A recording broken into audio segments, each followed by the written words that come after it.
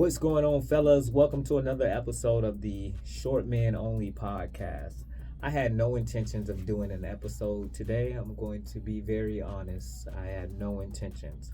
But I got a message from a short man who commented on a post that I made on YouTube, and man, it broke my heart.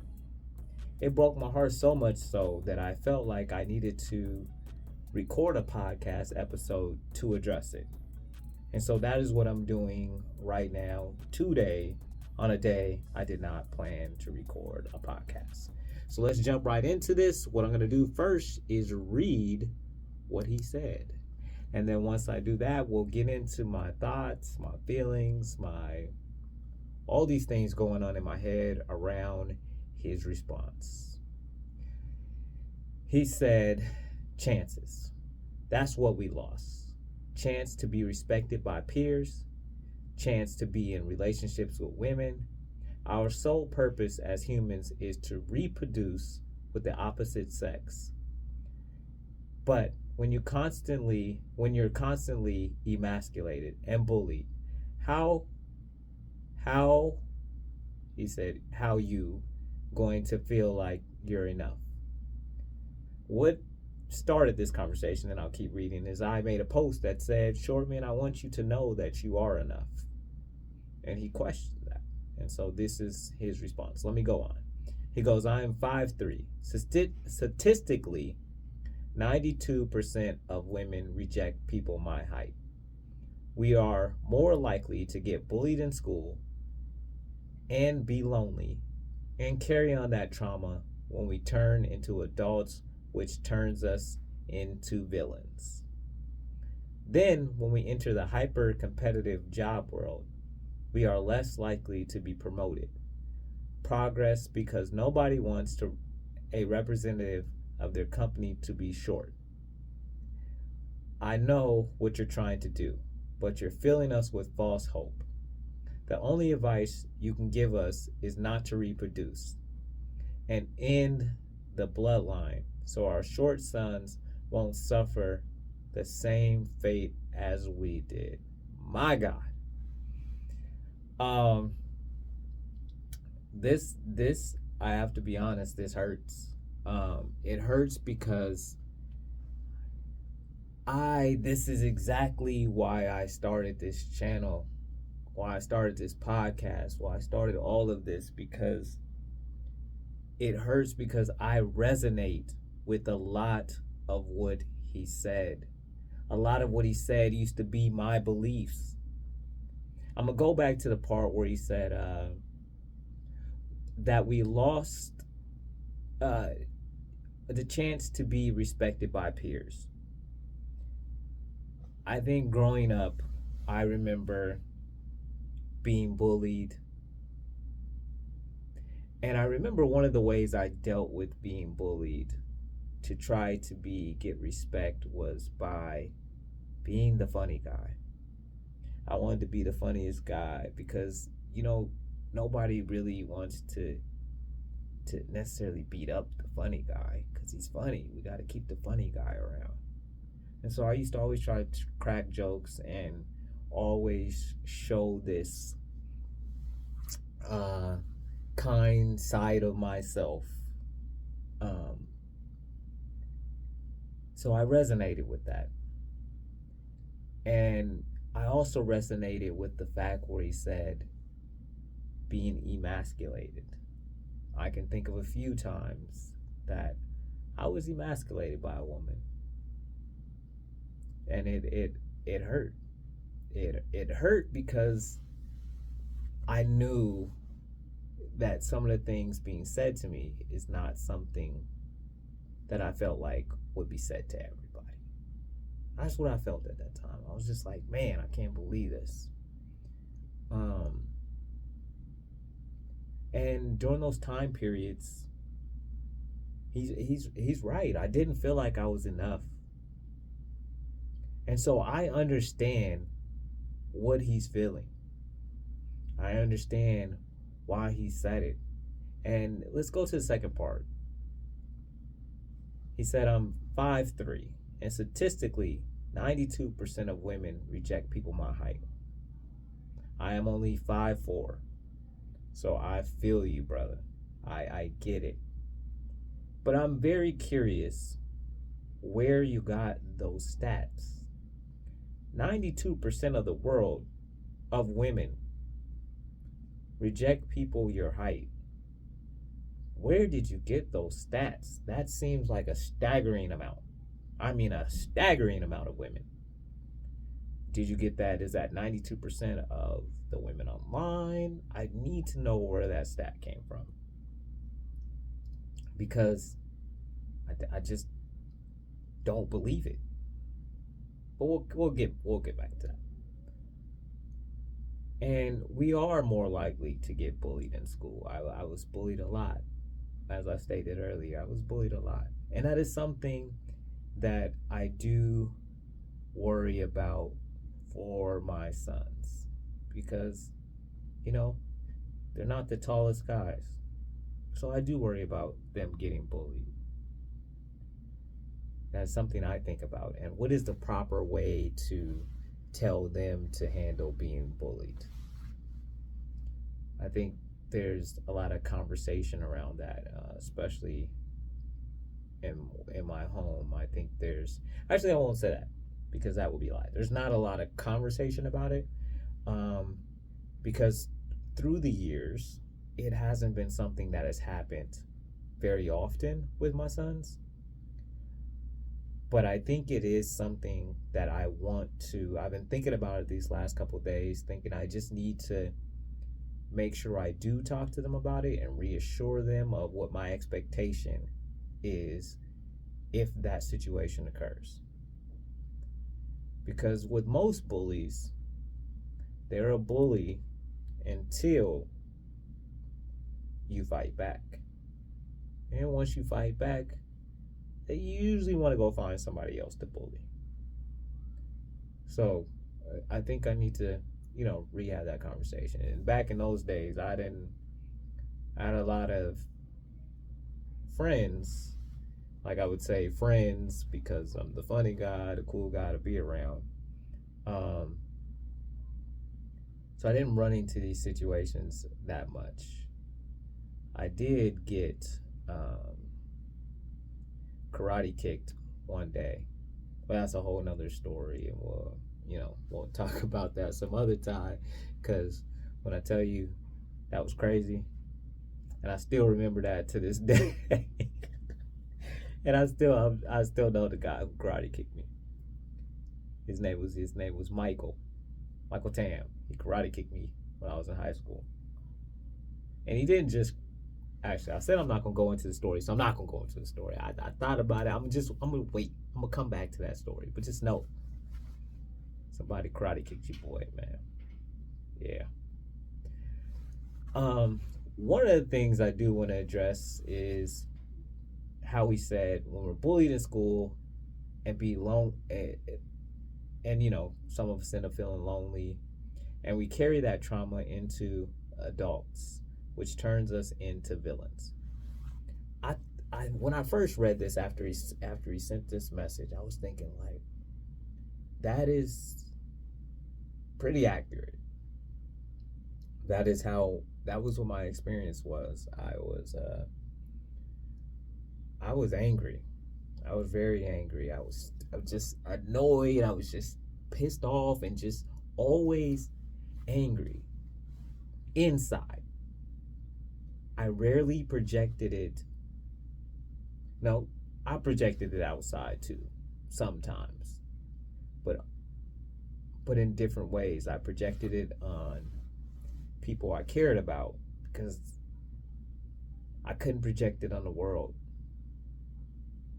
And on the world, I projected that I'm just happy-go-lucky. But really inside, I was a villain. I seen myself as a villain. And then the part where he talks about the hyper competitive job world, less likely to be promoted, and nobody wants a representative of their company to be short. Well, I kind of disagree on that point too. I mean, I think I would say to that, you would have to tell that to Jeff Bezos. Jeff Bezos is not over 5'9" in height, and he ran Amazon just fine. And I think all these Billies he's sitting on will probably say that he was just fine running the company. But I know what you're gonna say. He's an outlier. That's true, but there's plenty of people. I think you have to do your research, because I would say there's plenty of people who have done amazing things that we just wouldn't know they're short, because it really wouldn't come up in any form of context. But I do think we do live in a world where majority of CEOs are male over the height of 6'2". I'm not denying that we do live in that type of world. But what I'm saying is that there are a lot of short men doing wonderful things. I know quite a few of successful short men, and that's part of what I want to do on this channel too, is I want to bring some of their stories to you, because I think we need to, if we can see it, we can be it, right? And so I think we need to, we're so drowned in this thing where all we're hearing is this negativity about what it means to be short and all this other stuff. So I think that is just not true. But I want to keep going through this really quickly, because then I'm going to get to what my overall thought process is on this. He said, I know what you're trying to do, but I'm filling you with false hope. It is not my goal, my intention, my desire to fill you with anything. I want you to decide that you want something different, that you want to believe in yourself. Because what I know and what you know is I can't force you to do anything. I'm just here to encourage you.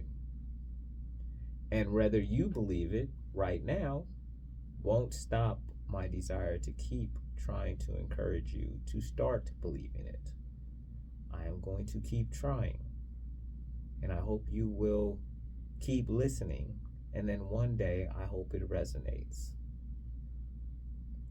And the last piece of this about the reproduction in the bloodline. My gosh. I have 3 sons.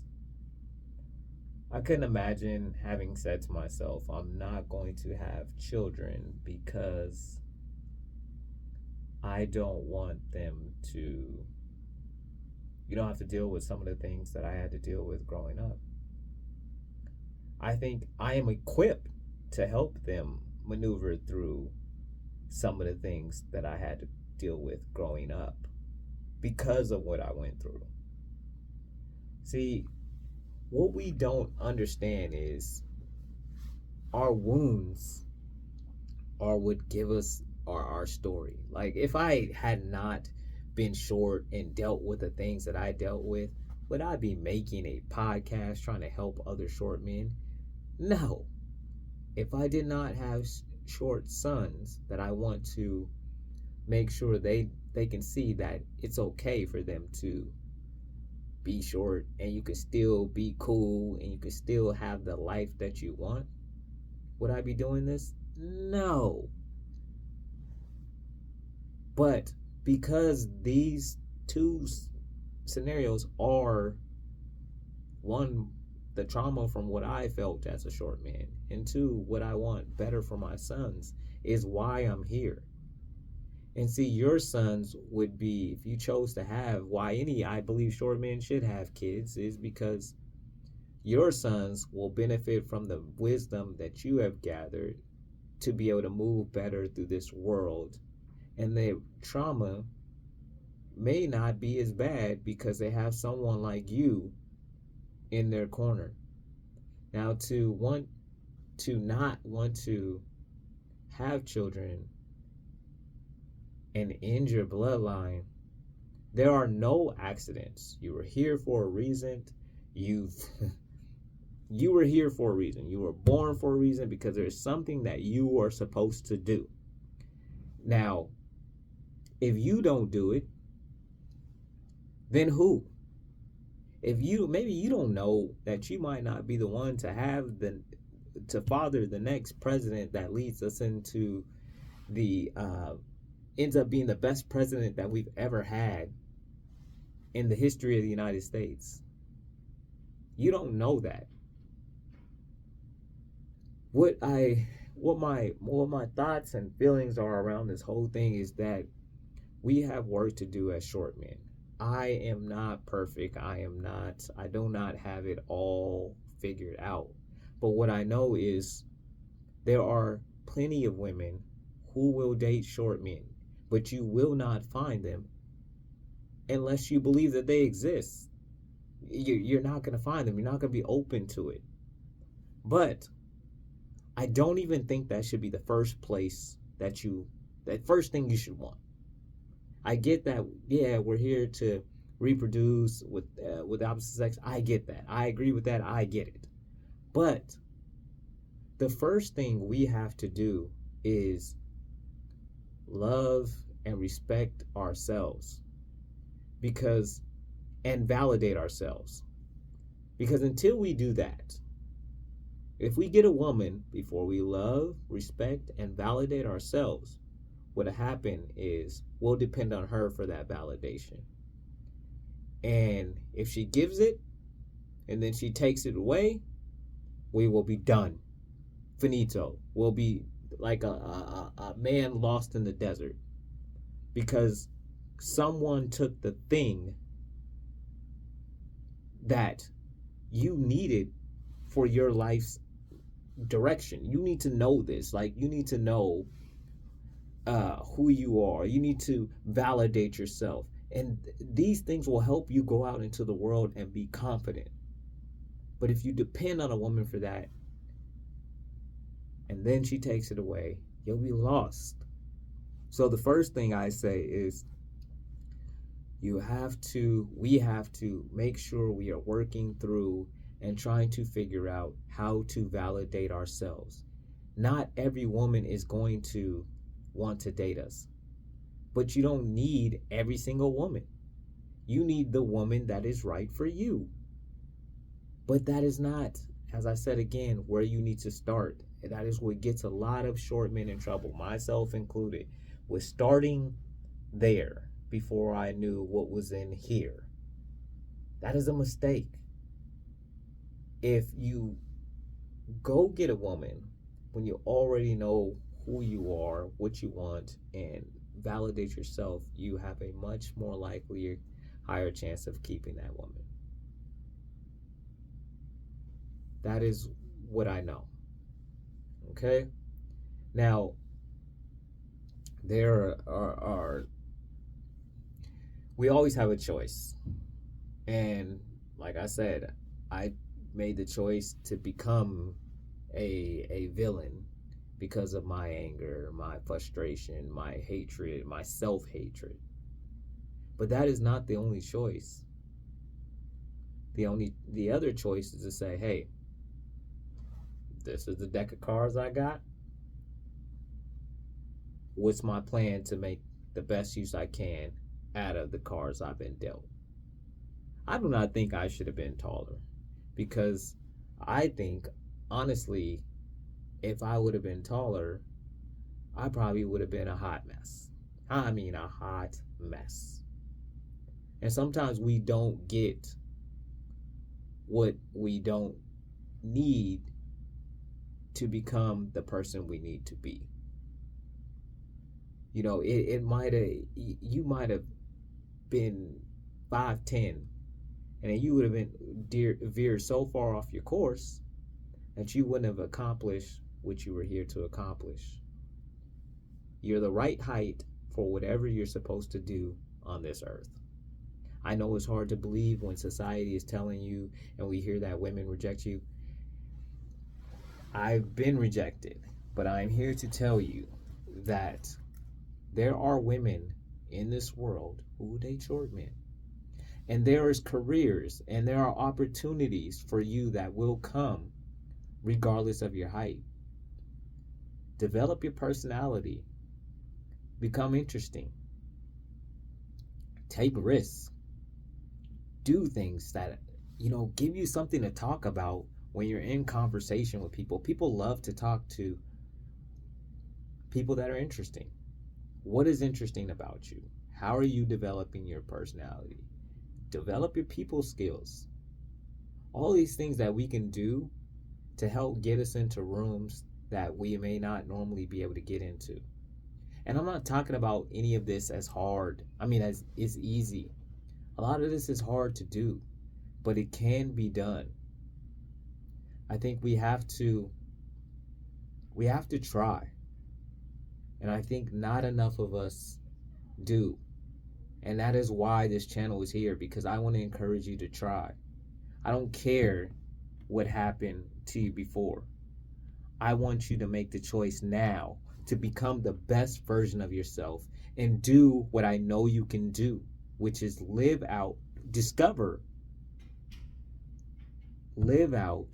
what you are here for, and have some fun and challenge yourself and grow along the way. I know you're capable of all these things. And I know that we all of us short men, we have enough reasons to say, pack it up. Like, to not, like you said, want to end your bloodline. We have all the reasons in the world to do it. But none of them, in my opinion, are good reasons.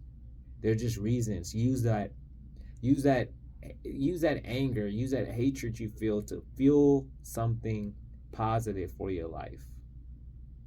Use it. It is okay. I just want you to not give up.